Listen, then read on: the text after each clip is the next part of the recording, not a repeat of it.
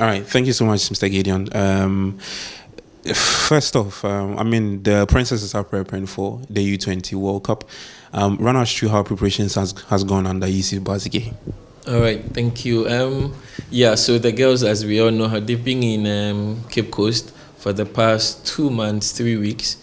I think they started on a good note. We had all the players we wanted to be a part of this team in place. A couple of them came a bit late. I think 3 of them had to come a month after the others were in camp, but they are picking up very well. So I think preparation so far not bad. As we know, we always would have loved to have a lot more time for the girls, but so far I think that they are doing very well. There's a very good athletic coach in place, and so the last time I saw the girls, I was a bit excited because their fitness levels were very okay. So yeah, so far so good. They're training under one gaffer who's got immense experience. He was there at the last edition, EC Basigi. What are your thoughts on him, though? Yeah, if you ask me to sum up who Basigi is, I would say Basigi is a very collaborative coach. I think Basigi listens to advice a lot. He's one person, I always tell everybody, I enjoy working with him because he seems to, take what you're telling him, and he also wants you to understand what he's doing. And it's been a very good relationship. I think Basigi is a very good coach. You're making our 7th appearance at the World Cup, this time in Colombia. We've never qualified outside the group stage. How would you feel as chairman of the Princesses Committee to see this crop of players under Basigi qualify for the first time? That is first of all my main objective. Okay, going into this tournament, I think the aim is to move past the group stage and then take it game after game. So that has been our motivation so far, and that has been the story for all the girls, for the technical team, for everybody that's a part of the team. In fact, that has been the wish also, or the request from the FA president as well. So we are working very hard towards that. Okay. I know you are not part of Bazigi's tech team, but you are so much aware of the teams you are facing: New Zealand, Japan, and Australia.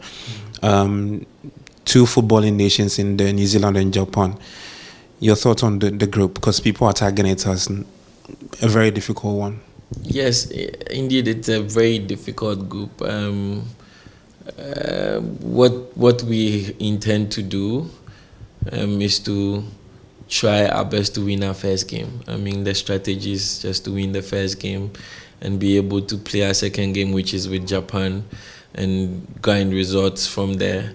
And that has been the approach. So again, the technical team is working hard towards that, and that's how we're going to approach this tournament.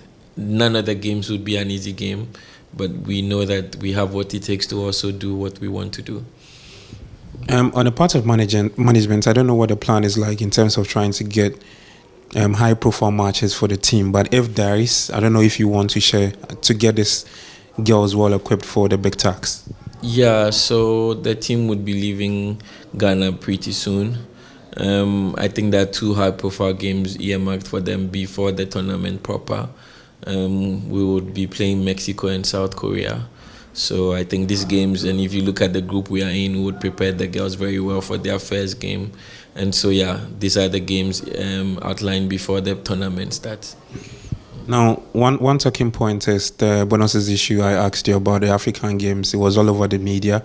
You confirmed off record. I would want you to share with us how the arrangement has gone so far and what it is like for the girls at the tournament in terms of bonuses.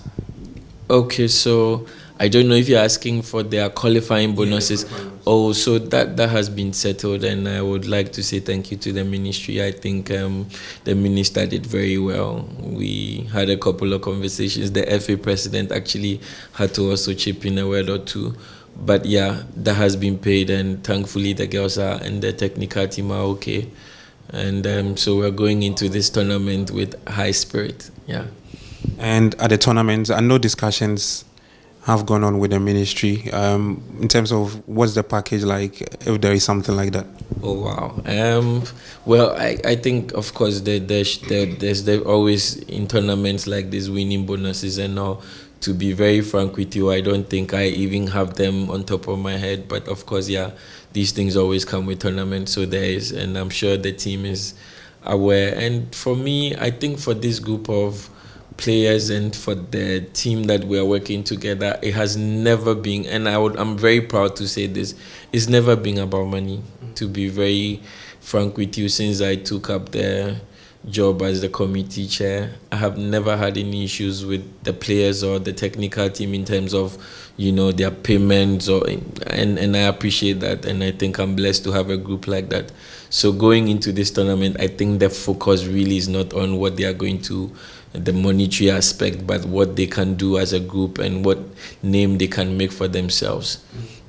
Your final words to Ghanaians who will be supporting this team. Yeah, thank you. This is where I want to get to. I think that at this point, we haven't done a lot in terms of publicity. We haven't been able to put the girls out there, particularly for this tournament. What I'm asking for, that between now till the tournament starts, look, every single Ghanaian, and especially the women, I think this is where women can make themselves count, because look, this team has won the Wafu Zone B tournament, they've won the African Games, they've qualified for the World Cup. I think they have done a lot for Ghana. They've put us out there, and the only thing we can do is to just give them the support that they require to be able to do what they have to do at the world stage.